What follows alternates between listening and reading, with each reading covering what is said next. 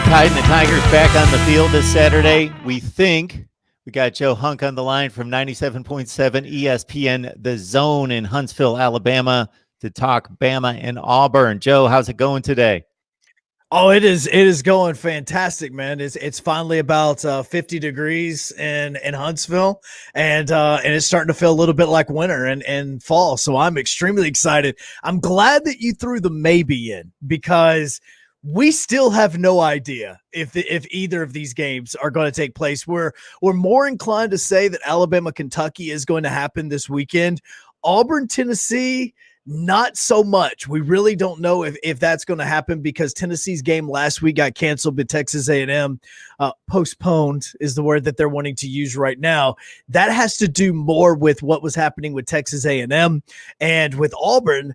Spin it around. Their game with Mississippi State was postponed. That had more to do with the Bulldogs, but then Auburn came back with about 9 positive tests themselves. So we're going to be going through the week, and we believe these two teams are playing Saturday night. But right now, anything can happen in the course of the next couple of days with the way COVID testing's happening. And the ramification for the SEC in the standings has been that there are less teams in the rankings. And follow me here, and I think you know where I'm headed. Because everybody's playing everybody, you don't have all those FCS and Group of 5 games to boost everybody's record. So I'm looking through the rankings this week, and I'm looking for SEC teams, and I see 4. And there's going to be some kind of conclusion out there by a lot of people that, oh, the SEC's down. They only have 4 ranked teams. No, they're playing each other constantly. They're not going to have as good of records. You know, the Vandies of the world, who typically go 1-7 in the conference and then bulk it up with typically 4 wins, sometimes 3-1 outside of the conference. You don't have that anymore. And the 4-4 and the 3-5s that go out and win all their non-conference games to finish up at 6-6 or 7-5 that go to bowl games. No, they're going to be 3-7 teams this year because that SEC gauntlet's going to be difficult, and you're only going to go 500 if you put the entire league together. Yeah, I think that with a lot of the conferences that have went to the 9 and 10 game schedule, you're going to see a more truer distinction and definition of what your conference is going to be because of how difficult it is. And well, again, we live in a state, and I live in a state that Alabama versus Auburn is a 365 thing. And for Auburn right now to be potentially going into the Iron Bowl next week, as depending on what happens against Tennessee coming up on Saturday, as only a 2-loss team with only 1 game being postponed, that's a much better season than what a lot of people are giving them credit for. And I think that's where this team is beginning to grow, because we always like to watch, and we've gotten to see different waves of this as the season has went along, where we got the first wave of how good the ACC was going to be. The second wave was, what teams were good, what teams are bad. You had Auburn fans already wanting to fire Malzahn after the second or third game of the season. And then you get that third wave of Big Ten teams like your Wisconsins and your Ohio States of how great they are. And now we're at the Pac-12 where it's like, okay, yeah, you are who we thought you were. We don't need to worry about you this season. We're just going to turn you on if we've got a little something on the game. And that now is kind of how college football is going. And I think that by the end of it, a lot of the things that we thought at the very beginning of the season is we're going to find out is wrong, because we didn't know much about Florida. We thought Kyle Trask was going to be a good quarterback. We didn't know that he was going to have an elite season like he is currently having. We thought that Mac Jones was going to be a good quarterback. We didn't think that he was going to have a Heisman winning potential season that he is at this point in time. And, now with Chad Morris and the way this offense is going with Auburn, you are starting to see them kind of change week by week and trying to really see how Bo Nix is really starting to get comfortable in this Chad Morris offense, and the struggles that we saw at the beginning of the season is not this team. Arkansas, Auburn struggled against them at the beginning of the season. Come to find out, they're a very scrappy football team, and they're a lot more difficult than what we gave them credit for back in September and August, because we said this team is made up of a bunch of kids that honestly may not beat some of the high schools in Arkansas, and look how good they've played. Yeah, most of the SEC is losing games, and Auburn, as you mentioned, if they hold true to the point spread, get through Tennessee, is only going to have 2 losses going into the Iron Bowl, but it's been an uneven season. Losing to South Carolina at this point looks really bad. So what do you make of this Auburn football team? Well, the thing is, and with a lot of universities, i.e., Alabama, you want to say, look, when a new offensive coordinator comes in, you're just gonna everything is gonna get automatically better. And what we were told is at the very beginning of the season, Malzahn told Chad Morris, look, Bo Nix can handle anything. No matter what you throw at him, he's going to be able to handle it. And so what Chad Morris did is Chad Morris threw the entire playbook at him. And I think Bo Nix was a little overwhelmed in that. And so as the season went along, Chad started to back it off and back off the playbook and started focusing more on a smaller number of plays that he's going to be calling. And we've seen Bo Nix begin to progress in this offense and begin able to do better. A couple of weeks ago, he was the team's leading rusher. He was also the team's, obviously, their leading passer. He's not throwing as many interceptions. He's making better reads when it comes to what he is doing. And I think that, look, even with the stupid play that he made against Arkansas, which we all know should have been a loss, that should have been an L, and that should have been a win for Arkansas. Even with that boneheaded play, he hasn't made very many mental mistakes so far as the season has went along. And I think that now, plus with the emergence of Tank Bigsby, you're starting to see this offense really start to figure out who they are. And somebody like an Anthony Schwartz is starting to kind of benefit off the fact that Seth Williams is getting double teamed and they're giving him the Julio treatment, the Odell Beckham treatment, whoever you want to say. And it is really starting to benefit the other wide receivers. Eli Stove coming back and being healthy. That is where this offense is starting to progress. And again, Eli Stove coming back has been a big just jump in the attitude as far as the excitement level for this offense, because I don't think a number of people really kind of realize the energy that he brought to the offense. And now you are starting to see it, even though it's been 2 weeks since Auburn has gotten onto the field. Bo's at 61%, a nice upgrade from what he showed last season. 9 touchdowns, and as you mentioned, a reduction in interceptions with 4. Tank's been all of what we expected coming out of high school at 5.7 yards per carry and 5 touchdowns. So you can go either side of the ball on this one, Joe. Based on what you expected out of this football team, what has surprised you, concerned you, been a good positive, or maybe a negative? I actually think this defense is a lot better than what people first thought it was going to be. And I think that's kind of sad to say that a defense under Kevin Steele was not going to be what we thought they were going to be. But right now, Auburn's only giving up a little under 23 points a game. And in the SEC this season, when your number one team is Georgia and they're averaging about 21 points per game, your defense is one of the best in the conference. And I think that is one that we really we were going to be very we're going to have a lot of questions about when it came to Auburn's defense, especially their secondary, with losing Noah and him going to the Miami Dolphins and now being a starter for that Dolphins team that's looking like a playoff team. I think the secondary and the questions that we saw there was probably the biggest surprise. And you've seen guys for Auburn, specifically in that secondary, start to really step up. And I think that there's not enough people that are giving somebody like a Jalen Simpson enough credit, who's coming in as a true or as a redshirt freshman.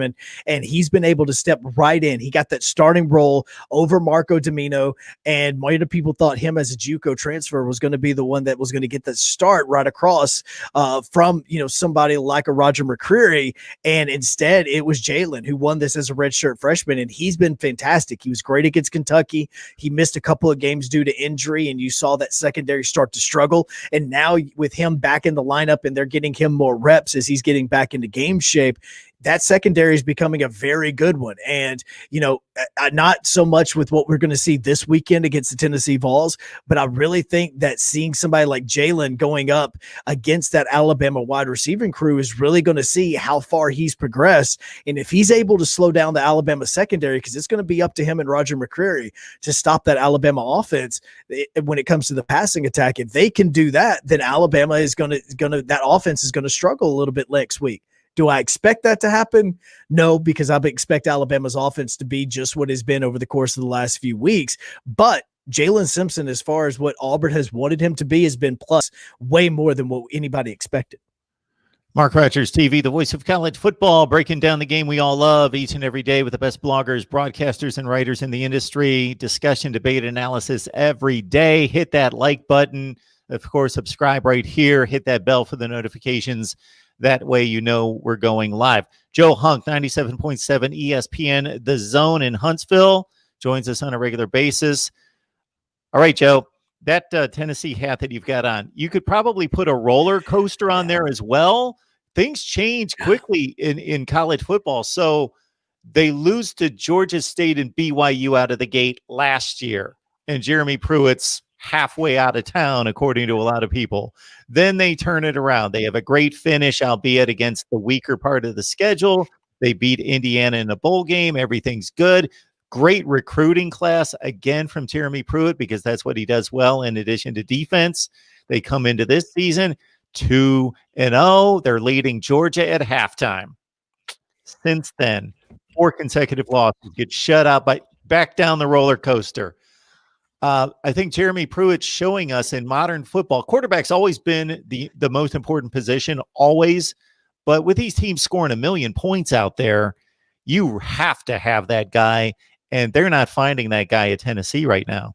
No, I think that what Tennessee's biggest question mark on their team altogether has to be at the quarterback position. That is going to be the biggest missing link that Jeremy Pruitt currently has. This Tennessee Vols team is actually a better team than what it was last season. And you've really saw that like across the board. Ty Chandler's run the football very well. Eric Gray has ran the football very well. But the biggest question mark, then, this is going to be when it comes to any team, no matter what it is, if it's Tennessee, if it's Arkansas, part of Arkansas, and the reason why they're playing so much better is because they have a great quarterback. I should say a very solid quarterback, not so much great because Felipe Franks is what he is, but he's a much better upgrade from what they had. The biggest question mark Tennessee is always going to have, and the only way this team is eventually going to go from being that middle tier SEC football team is going to be with the quarterback position. They have recruited very well. You see somebody like a Homer Bailey that has come in, or Harrison Bailey, I should say, has come in. Homer Bailey's a pitcher for, I believe, the Cincinnati Reds. Harrison Bailey is coming in. Yeah, see, I knew it, and it was H. Bailey, man. And so Harrison Bailey's come in, and he's the younger quarterback. Many think that he is the future of this, but right now he's not getting this offense. And I think that maybe it has to do with some off the field stuff. And I don't mean off the field as in trouble. I mean more of like understanding the playbook, his depth of the playbook, what he's showing in practice, things that we will never get to see, especially in 2020 with the way the way that we have so little access to practices right now. And I think that that's part of the reason why you haven't seen him as much. But turning around and looking at Saturday, I don't think that Jarrett Garantano is going to take all of the snaps against Auburn. I do think that it's going to be 2 or 3 quarterbacks that are going to rotate in for a period of time. And I just think that that's the way Tennessee is in 2020. The thing is, you continue to look at this recruiting classes that Jeremy Pruitt is bringing in. He's bringing in talent.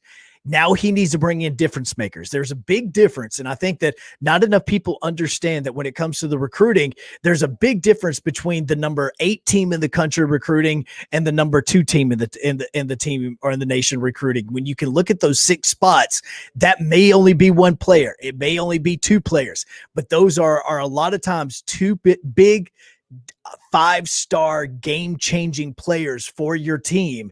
And that is where the difference lies from you being a top 10 football team, making it to a January Bowl or New Year's Six Bowl and making it to the college football playoff. It's 1 or 2 players. And if Tennessee can find that, then that's where they're going to be able to start becoming successful. With them being so close to Georgia, Jeremy Pruitt having his connections in the state of Alabama and in the state of Georgia that he does, he should be able to recruit that state better than what he has in the past and better than what he's doing right now.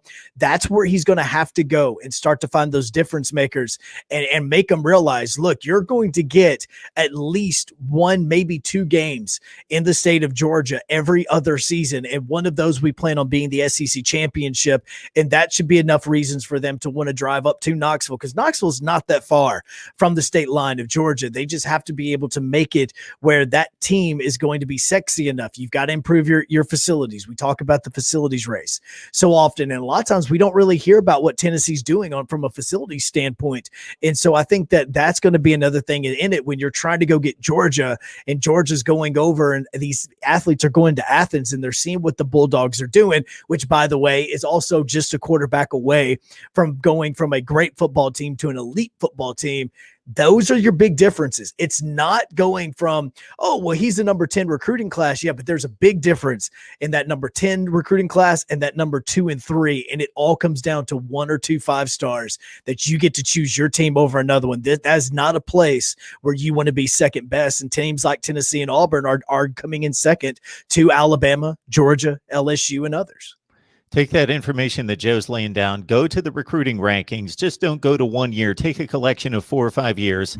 Go to Ohio State, Alabama, Georgia, collect all the 5-stars. Then just go down to, again, really good recruiting classes from Auburn, Penn State, Tennessee, Michigan, down at the 10, 11 spots, Notre Dame.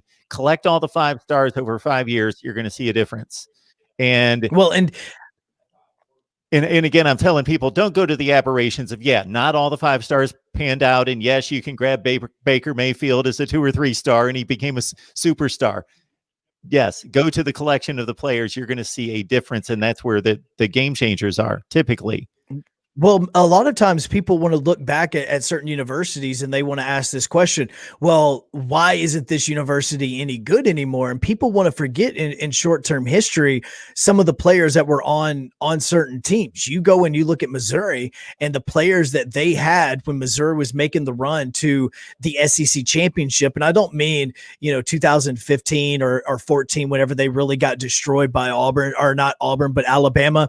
You go back and you look at that 2013 team that James Franklin was the quarterback of, and you look at the receivers that this team had and how good that offense was, they're not getting that right now. And that's part of the reason why Missouri is struggling. A lot of people want to ask about Will Muschamp. Well, why wasn't Will Muschamp as successful as, if Steve Spurrier can do it at South Carolina, how come Will Muschamp can't? Well, Will Muschamp never got Jadeveon Clowney to go to South Carolina. And that is one of those players that is a 5-star difference maker. And you can look at what he did his last season at South Carolina, but also as you're watching a football game, and I don't mean you're walking around, you're talking to your friends, you got yourself some chips and dip and you're enjoying everything and you're gnawing on a wing while an offense is going on. I mean, actually go back and watch and count how many times a defense or an offense actually strategized to go to the opposite way of Jadeveon Clowney, because that's how big of a difference maker he was for South Carolina. And those South Carolina teams that were going, and the one that went to the SEC championship in 2010, look at how many good players were on that, and especially your 1 or 2 difference makers like your Jadeveon Clowney. Those are the ones that put you from good to great and from great to elite. And if they're choosing your Georgias, your LSUs, your Alabamas, and not going to Tennessee, Auburn, or Florida, then there's a difference. The thing now is, these players that are in Florida are starting to stay in Florida, and you're going to see that even more recruiting wise with the way that Dan Mullen and the attitude that he is bringing to the Florida Gators, because now they're not just winning because Will Muschamp won at Florida. He just won differently. It wasn't the same fun and gun offense that we saw in the 90s with Florida, or in the late 2000s and early 2010s with Urban Meyer. Dan Mullen is winning like that because Dan Mullen was the offensive coordinator for Urban Meyer. And that's where you're seeing this pass-happy offense. And that's why, even though they've played the same amount of football games, Trask has 12 more touchdown passes than what Mac Jones does, because when Trask gets into the red zone, he still passes the football, where Mac Jones hands it off to Najee Harris, and he has Najee Harris as one of the best running backs in the country. As soon as you mentioned Missouri, I thought of 2 positions going back to that 2012 to 2015 range. I thought wide receivers, as you just mentioned, and I thought DNs. Yep. Tony Ely, Shane Ray, Marcus Golden, all impact players in the NFL. Yep. That's where they were stacking up too, and making, just disrupting offenses and making life miserable for quarterbacks. Like, that was Barry Odom, and people forget how good Barry Odom was as a defensive coordinator for Missouri, because when everybody remembers what he did as the head coach once he got named that after the unfortunate stuff with health that happened with Missouri. But Barry Odom now, look at what Arkansas is doing, and look at, you take away from this past weekend, which honestly Arkansas played tremendous in that game against Florida. It's just they are a football team that doesn't have the skill players and doesn't have the defense like what Florida does. Florida's team right now is built on, we're going to throw up 35 to 40 points, And if our defense can hold you to 28, we're winning every single football game. And if they don't, then we lose. And that's exactly what happened with them losing to Texas A&M. Kellen Mond is two different quarterbacks on the road than what he is at home. I joke that he's just like good Bo and bad Bo that we saw with Ole Miss. Is if he's at home, he is an outstanding quarterback. And that's the quarterback that Auburn's going to see if that game does get played as scheduled in a couple of weeks. And Kellen Mond is a quarterback that can beat you at home, and that's where Florida played him, was inside of Texas A&M at College Station in front of 20% of their crowd. That was not 20% of their crowd whatsoever. So, that's where the SEC is all about neutral sites, home and away, who's better, who's not. Texas A&M is a great football team this year. And because of the way Jimbo Fisher now is starting to show, hey, look, I can win with my style of play if I have a good quarterback. Kellen Mond is having a great year, and Texas A&M is having a great year. Georgia, good season, but their quarterback and Stennett is not the great quarterback that's going to get them to the SEC championship and the college football playoff like we've seen in the past. And that's the reason why right now it's all about Florida and Alabama, even though we still have almost a month left of the season.